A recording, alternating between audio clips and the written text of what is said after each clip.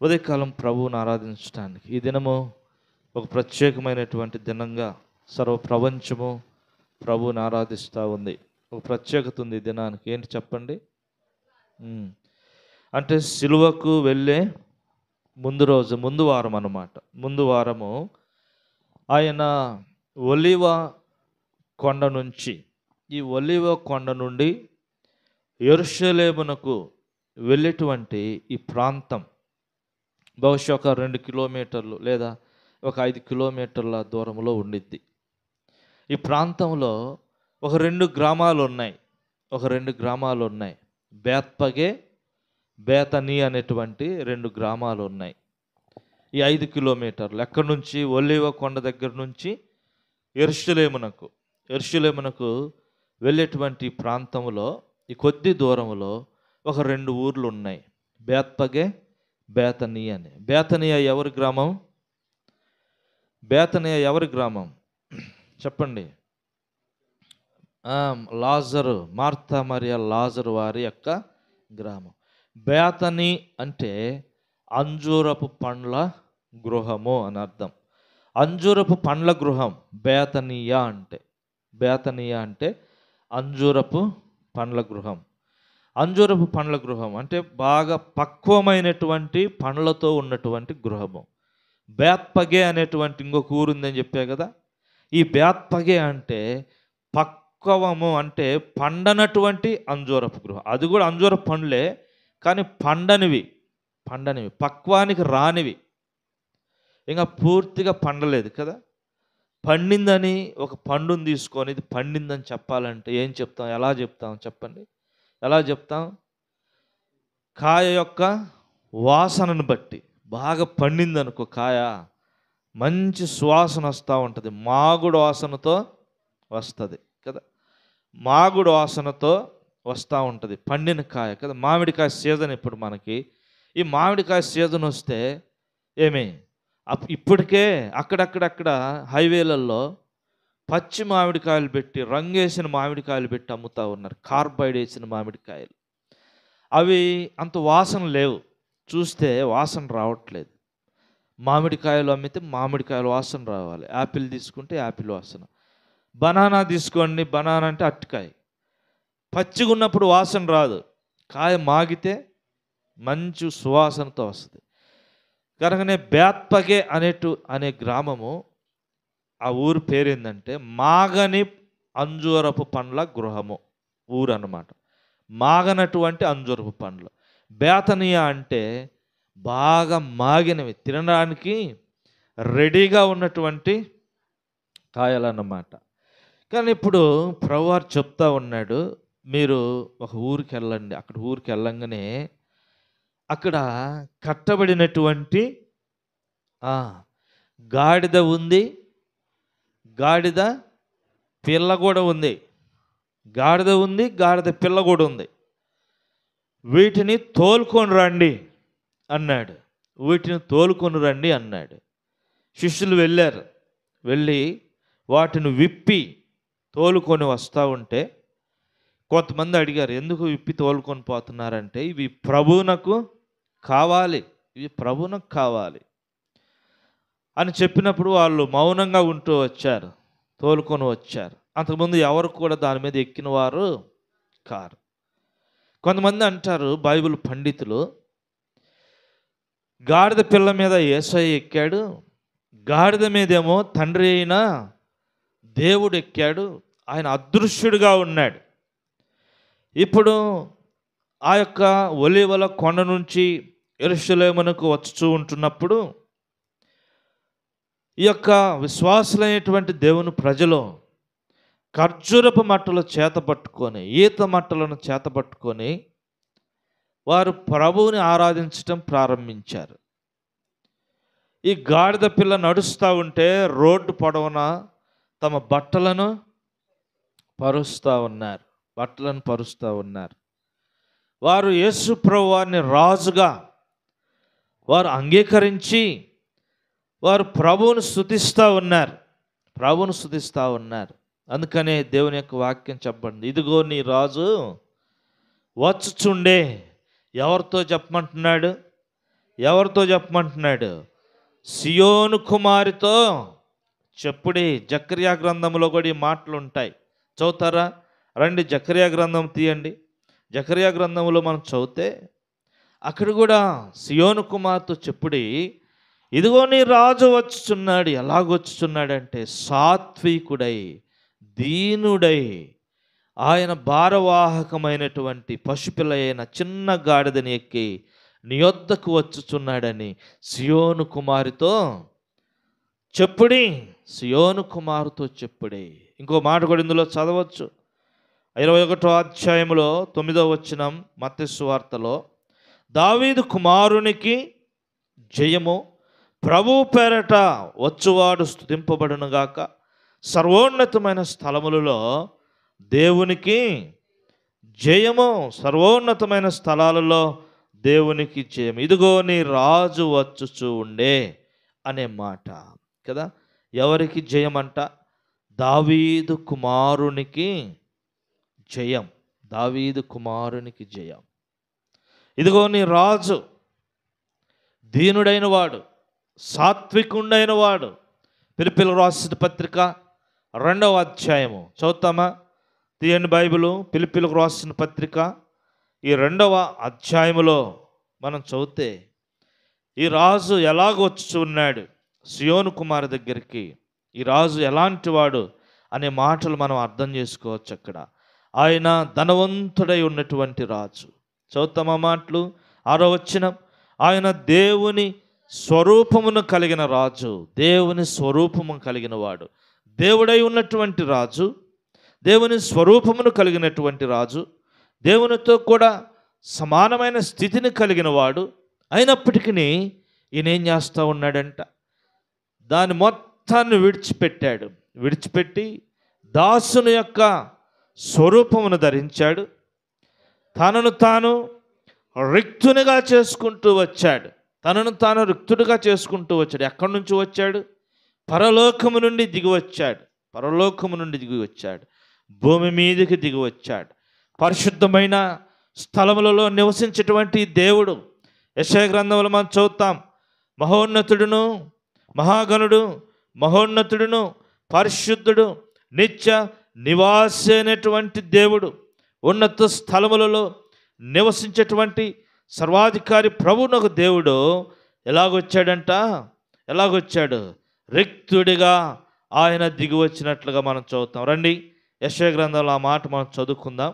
యెషయా గ్రంథంలో ఇదిగో 57వ అధ్యాయం 15వ వచనం, మహాగణుడును, మహోన్నతుడును, పరిశుద్ధుడు, నిత్య నివాసి అయిన వాడు ఇలాగు సెలవిచ్చున్నాడు, నేను మహోన్నతమైన పరిశుద్ధ స్థలములలో నివసించువాడును. ఆయనను వినయము గల వారి ప్రాణమును ఉజ్జింపచేయుటకును, నలిగిన వారి ప్రాణమును ఉజ్జింపచేయుటకును, వినయము గలవారి యొద్దను, దీన మనస్సు గలవారి యొద్దను నివసించుచున్నాను.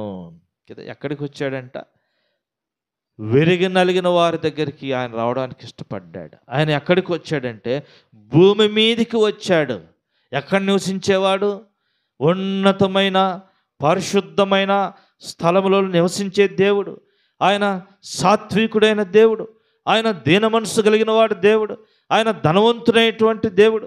ఆయన ఇశ్రాయేలులకు రాజుగా వచ్చుచూ ఉన్నాడు. ఇశ్రాయేలులకు రాజుగా వచ్చాడు. మత్తయి సువార్త 11వ అధ్యాయం 28, 29 వచనాల్లో అవన్నీ మనం చదువుతా వస్తే, ప్రయాసపడి భారం మోసుకొనుచున్న జనులారా నా యొద్దకు రండి, నేను మీకు విశ్రాంతినిస్తానంటూ కింద వచనములు అంటాడు, నేను సాత్వికుడను, దీన మనసు కలిగిన వాడు మన దేవుడు. సాత్వికుడు, దీన మనసు కలిగిన వాడు. పరలోక వైభవాన్ని విడిచిపెట్టాడు. దేవునితో కూడా ఉండటమే భాగ్యమని ఎంచుకోలేదు, కానీ పాపులమైన మనతో కూడా ఉండడానికి ఆయన ఇష్టపడుతూ వచ్చినాడు. ఇలాగ వచ్చిన ఈ రాజును వారు ఏం చేస్తూ ఉన్నారంట? ఆ గాడిద పిల్ల మీద ఊరేగుతున్న రాజుని ఖర్జూరపు మట్టలు పట్టుకొని వాళ్ళు ప్రభువుని ఆరాధిస్తూ ఉన్నారు. హోసన్న, జయము జయమని చెప్పి వారు ఏం చేస్తూ ఉన్నారంటే ఖర్జూరపు మట్టలు చేతబట్టుకొని వారు ప్రభువుని ఆరాధిస్తూ ఉన్నారు. ఇంకో మాట కూడా మనం చూద్దాం రండి. మార్కు సువార్తలో 11వ అధ్యాయంలో 9వ వచనం. మార్కు సువార్త 11వ అధ్యాయము 9వ వచనం. ఇదే సందర్భము మనం చదవచ్చు. మరియు ముందు వెళ్ళుచుండిన వారును వెనుక వచ్చుచూ ఉండిన వారును జయము ప్రభు పేరట వచ్చుచున్నవాడు స్తుతింపబడునుగాక. మన తండ్రి అయిన దావీదు రాజ్యము సర్వోన్నతమైన స్థలములలో జయము. ప్రభు పేరట వచ్చుచూ ఉన్నవాడు స్తుతింపబడునుగాక. స్తుతింపబడుగాక ఎవరు అంటున్నారంట? చదువుతాం 7వ వచనం కూడా చదివితే, వారు ఆ గాడిద పిల్లను యేసు నద్దకు తోలుకొని వచ్చి తమ బట్టలు దానిపైన వేయగా ఆయన దాని మీద కూర్చున్నాడు. ఇప్పుడు ఏం చేస్తా ఉన్నారు తెలుసా? తాము పొలములో నరికిన కొమ్మలను పరిచరి వెనుక ముందు ఉన్నారు. ముందు కొంతమంది ఉన్నారు, వెనక కొంతమంది ఉన్నారు, అటువైపు ఇటువైపు కొంతమంది ఉన్నారు. సుమారుగా 7 రకాలైన ప్రజలు ప్రభువును ఆరాధిస్తూ ఉన్నారు. ఖర్జూరపు మట్టలు చేతబట్టుకొని వారు ప్రభువును ఆరాధిస్తూ ఉన్నారు. జయము జయము జయము, ప్రభు పేరట వచ్చుచున్న ఇశ్రాయేలీల రాజు స్తుతింపబడును గాక. అందుకనే ఈ ఆదివారానికి ప్రత్యేకంగా ఏం పేరు పెట్టారంట? మట్టల ఆదివారం. దావీదు కుమారుడు వచ్చుచున్నవాడు, దావీదు కుమారుడు, రెండవది ఇశ్రాయేలీల యొక్క రాజు. ఈనాడు మన జీవితంలో ఈయన రాజుగా ప్రభువుగా ప్రతిష్ఠించబడుతూ వచ్చాడు. పిలిపిలకు రాసిన పత్రికలు మనం చదివితే, అలాగను మనం చదివితే, ఇదిగో ఈ రాజును ప్రభువుగా మీ హృదయములలో ఏం చేయబడాలంట? ప్రతిష్ఠించబడినటువంటి రాజు, అభిషేకించబడిన రాజు, అభిషేకించబడినటువంటి రాజు. పేతురు రాసిన పత్రికలో చూడండి, ఈ రాజును ప్రభువుగా మీ హృదయములలో ఏం చేయాలంట? ప్రతిష్ఠించుకొనుడి అనే మాట, ప్రతిష్ఠించుకొనుడి అనే మాట. ఈ రాజును ప్రభువుగా మీ హృదయములో, పేతురు రాసిన మొదటి పత్రికలో 3వ అధ్యాయం 16వ వచనం చివరలైన హృదయముల నందు క్రీస్తుని ప్రభువుగా ప్రతిష్ఠించుడి. ప్రతిష్ఠించబడిన రాజు, ప్రభు పేరట వచ్చుచున్న రాజు, పరలోకము నుండి వచ్చుచున్నవాడు, సింహాసనాసీనుడైన వాడు తన సింహాసనమును విడిచిపెట్టి నీ కొరకే నా కొరకే రిక్తుడిగా దీనుడిగా వచ్చుచూ ఉంటే ఆయనను చూచిన వారు తమ పొలములలో ఉన్నటువంటి చెట్ల కొమ్మలను నరికి ఆ దారి పొడుగునే వేస్తూ ఉన్నారు కదా. ఈ గాడిద దేనికి గుర్తు? గాడిద అపవిత్రతకు గుర్తు, అపవిత్రతకు గుర్తు. నిర్గమకాండము ద్వితీయోపదేశ కాండాల్లో మనం చదివితే ఆ దినాల్లో గాడిదకి వెలయిచ్చి కొనుక్కుంటూ ఉండేవాళ్ళు కదా. మొన్నటి వరకు కూడా ఇక్కడిక్కడ మన ఊర్లో కూడా గాడిదలు ఉండేవి. గాడిదలు బానిసకు గుర్తు, దాస్యానికి గుర్తు గాడిదలు. కానీ ఒక వ్యక్తి విడిపింపబడాలంటే, ఒక గాడిద విమోచింపబడాలంటే 30 వెండి నాణ్యాలు చెల్లించాలి. యేసుప్రభువు వారికి అదే చెల్లించబడింది. 30 వెండి నాణ్యాలకు అమ్మబడుతూ వచ్చాడు యేసయ్య, నిన్ను నన్ను విమోచించడానికి. విలువ చెల్లించాడు, క్రయము చెల్లించాడు. పరలోక వైభవాన్ని అంతటిని వదులుకున్నాడు. ప్రభు పేరట వచ్చుచున్న వానికి జయము. ఆయన ధనవంతుడైన దేవుడు కదా. ఎందుకు వచ్చాడంట? ధనవంతుడైన దేవుడు పరలోకాన్ని వదిలిపెట్టి భూమి మీదకి రావాల్సిన అవసరం ఏంటి అని మనం చదివితే, యాకోబు రాసిన పత్రికలో యాకోబు అంటాడు, దేవుని యొక్క సంకల్పాన్ని గురించి రాస్తూ రండి. యాకోబు రాసిన పత్రిక 2వ అధ్యాయంలో మనం చదివితే ఇక్కడ ఆయన ఎందుకు వచ్చాడు, యాకోబు రాసిన పత్రికలు మనం చదివితే 2వ అధ్యాయం 5వ వచనం, 2వ అధ్యాయం 5వ వచనం, నా ప్రియ సహోదరులారా ఆలకించుడి, ఆలోచించుడి. 2 కదా. ఈ లోక విషయములో దరిద్రులైన వారిని విశ్వాసములో భాగ్యవంతులను గాను, తానను ప్రేమించిన వారిని తాను వాగ్దానము చేసిన రాజ్యమునకు వారసులుగా చేయటానికి దేవుడు ఏర్పరచుకుంటూ వచ్చినాడు కదా.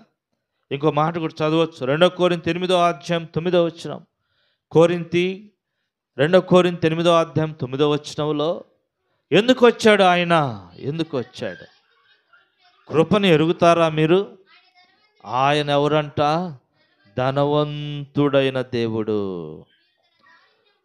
తన దారిద్ర్యము వలన మనలను ధనవంతులుగా చేయడానికి, మన నిమిత్తము దరిద్రుడిగా చేయబడడానికి ఆయన ఈ లోకానికి వచ్చాడు. వచ్చినటువంటి రాజుని వారు ఏం చేస్తూ ఉన్నారు? ఖర్జూరపు మట్టలు చేతబట్టుకొని జయము జయము హోసన్న, ప్రభువు పేరట వచ్చుచున్న ఇశ్రాయేలీల రాజుకి జయము, దావీదు కుమారునికి జయము, దావీదు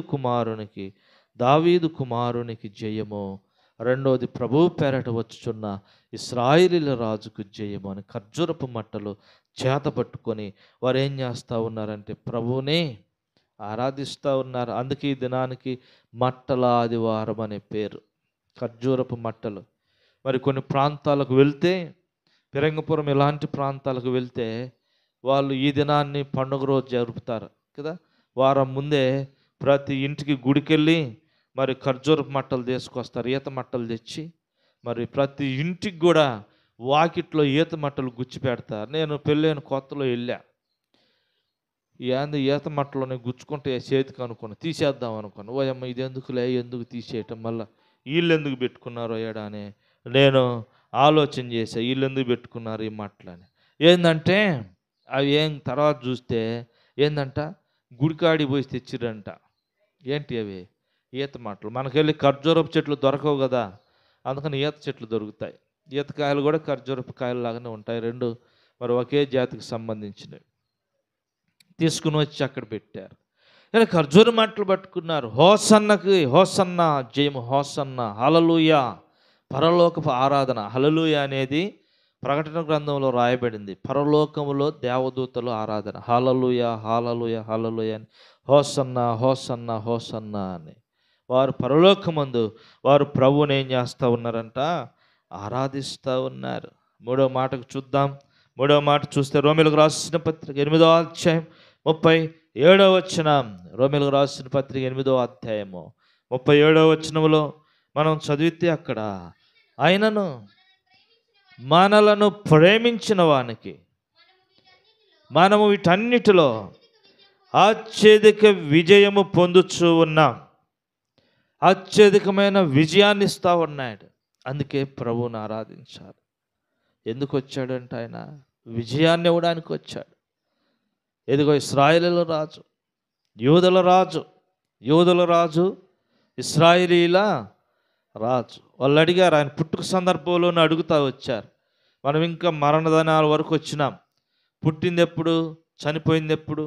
పుట్టినప్పటి నుంచి చనిపోవడానికి 33.5 సంవత్సరం టైం తీసుకుంది. ఆయన పుట్టిన 31వ సంవత్సరంలోనే పుట్టినప్పుడు అడుగుతూ వచ్చారు. ఏమడుగుతూ వచ్చారు? యూదుల రాజుగా పుట్టినవాడు ఎక్కడున్నాడు? మేము ఆయనను ఆరాధించడానికి వచ్చాము. మత్తయి సువార్త 1వ అధ్యాయం 2వ అధ్యాయాల్లో మేము ఆయనను ఆరాధించడానికి వచ్చాము. ఎవరిని? యూదుల రాజు, ఇశ్రాయేలుల రాజు. మూడవదిగా మనం చూస్తే జయాన్నిచ్చేటువంటి దేవుడు, జయము. ఎందుకు వచ్చాడు యేసయ్య? ఆ గాడిద పిల్ల మీద ఎందుకు వచ్చాడు? పరలోకం నుంచి వచ్చి గాడిద పిల్లని ఎక్కాడు.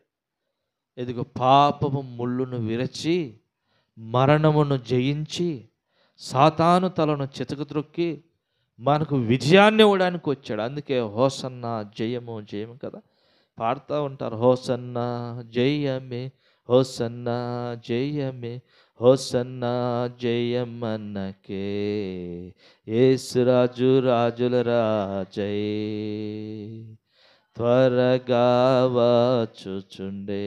మనం పాడుతూ ఉంటాం, యేసు రాజుగా వచ్చుచున్నాడు, భూలోకమంతా తెలుసుకుంటాడు.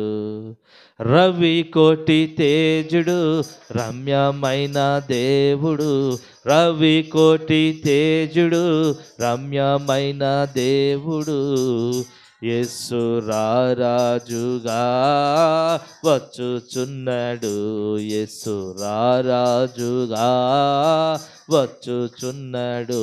ఎప్పుడు పాడతారు ఈ పాట? రెండోసారి వస్తూ ఉన్నాడు ఆయన. యేసు రాజుగా ఒకసారి వచ్చి వెళ్ళాడు, యూదుల రాజుగా వచ్చాడు, ఇశ్రాయేలీయుల రాజుగా వచ్చాడు.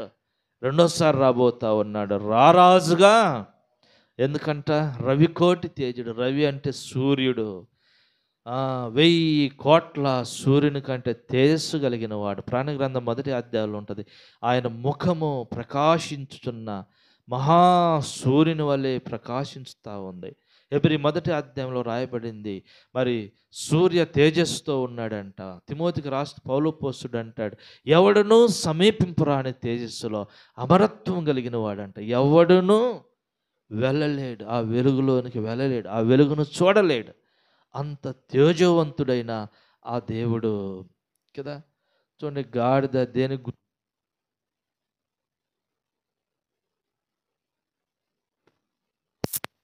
గుర్తు ఏమి? అలాంటి గాడిద ఎవరికి సాదృశ్యం అంటే నీకు నాకు సాదృశ్యం. నిన్ను నన్ను ప్రభువారు ఎంచుకుంటూ వచ్చాడు. విజయాన్ని కూడా ఎప్పుడు కట్టబడే ఉంది, బంధించబడింది. పాపం మనలను బంధించుతా వచ్చింది. గాడిద ఎప్పుడు విప్పబడలేదు. నేను ఆ కట్లు విప్పడానికి వచ్చాడు, ఆయన విప్పాడు. దాని మీద ఎక్కి వెళ్తా ఉంటే ఆ గాడిదకి ఎంతో ఘనత. మనం అనుకుంటాం లోకంలో ఉంటే ఘనత కాదు, ప్రభువులో ఉంటే ఘనత. కానీ ప్రభువులో ఉన్న ఘనత లోకంలో రాదు. అందుకే ద్వితీయోపదేశ కాండంలో చివరి అధ్యాయంలో మనం చదువుతాం, ఓ ఇశ్రాయేలు నీ భాగ్యం ఎంత గొప్పది, యెహోవా విమోచించిన నిన్ను పోలిన వాడు ఎవడు? మనలతో సమానమైన వాడు ఎవడు లేడు. లోకస్తులు అనుకుంటారు వీళ్ళు చాలా యేసు ప్రభువుని నమ్మితే చాలా తక్కువ వాళ్ళు అనుకుంటారు. కాదు, దేవుని యొక్క వాక్యం ఏం చెప్తుంది? దేవుడు ఏం చెప్తున్నాడంటే మీతో సమానమైన వాడు ఎవడునో లేడు, నీతో సమానమైన వాడు ఎవడునో లేడు. కానీ ఇశ్రాయేలు యొక్క రాజు దావీదు కుమారుడు, మూడవదిగా మనకు విజయమునిచ్చినటువంటి దేవుడు, వారు ఆరాధిస్తూ ఉన్నారు. నాలుగవదిగా మనం చదవచ్చు రండి, ప్రకటన గ్రంథంలో 5వ అధ్యాయం 5వ వచనం. ప్రకటన గ్రంథం 5వ అధ్యాయం 5వ వచనంలో మనం చదివితే, ఆ పెద్దలలో ఒకడు ఏడవకము, ఇదిగో దావీదుకు చిగురును, యూదా గోత్రపు సింహం అంట. ఎవరంటే ఆయన వచ్చాయన ఆ గాడిద పిల్ల మీద ఎక్కి వచ్చున్నవాడు ఎవరంట? యూదా గోత్రపు సింహం. యూదా గోత్రపు సింహం కదా. ఎల్ల మృగాలలోకెల్లా పరాక్రమవంతమైంది సింహం. సింహం తర్వాతనే, ఇక అడవి మృగములలో సింహము తర్వాతనే. ఈయన యూదా గోత్రపు సింహముగా వచ్చినాడు. ఆ యొక్క గాడిద పిల్ల మీద వస్తాడు. చూడండి, సింహానికి గాడిదకి ఏమైనా పొత్తుందా? సింహం గాడిదని చూస్తే ఏం చేస్తుంది? ఏం చేస్తుంది చెప్పండి? తినేసి. అవునా? అసలు గాడిదని ఎక్కే వాళ్ళు ఎవరన్నా ఉన్నారా? గుర్రాలు ఎక్కిపోతారు, ఒంటెలు ఎక్కిపోతారు. గాడిదల మీద ఎక్కిపోయే వాళ్ళు ఎవరన్నా ఉన్నారా కదా? గాడిద ఎక్కిపోతే ఏం చేస్తుంది? తండ్రి. గాడిద స్వభావం అలాంటి. గాడిదని స్వారీలు చేయడానికి ఉపయోగించారు కదా. ఉపయోగించబడినటువంటి మనలను ఉపయోగపడేటువంటి వారికి దేవుడు చేస్తాం. యూదా గోత్రపు సింహం, ఆ గాడిద పిల్ల మీద ఎక్కిన వాడు యూదా గోత్రపు సింహం. వారు ఆరాధిస్తా ఉన్నారు, అయ్యో యూదా గోత్రపు సింహం వస్తా ఉంది.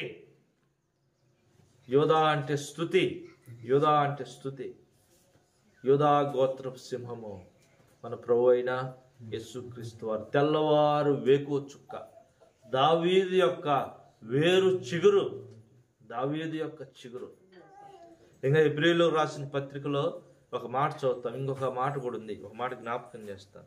హెబ్రీయులకు రాసిన పత్రిక రండి, ఒక మాట జ్ఞాపకం చేసుకున్నాం. హెబ్రీయులకు రాసిన పత్రికలో అక్కడ ఏం రాయబడిందంటే 7వ అధ్యాయంలో ఏ రాజు అంట? 7వ అధ్యాయం 3వ వచనం మధ్య భాగంలో, అతని పేరునకు మొదట నీతికి రాజనియు సమాధానపు రాజు అని అర్థం ఇచ్చేటువంటి షాలేము రాజు. ఎవరి రాజు అంటేనా? సమాధానపు రాజు, శాంతి రాజు, షాలేము రాజు కదా. ఆ వచ్చుచున్నవాడు షాలేము రాజు వస్తా ఉన్నాడు, సమాధానపు రాజు వస్తా ఉన్నాడు, యోధా రాజు వస్తా ఉన్నాడు, ఇశ్రాయేలు రాజు వస్తా ఉన్నాడు, యూదా గోత్రపు సింహం వస్తా ఉంది కదా. సమాధానాన్ని ఇవ్వడానికి వచ్చాడు ఆయన.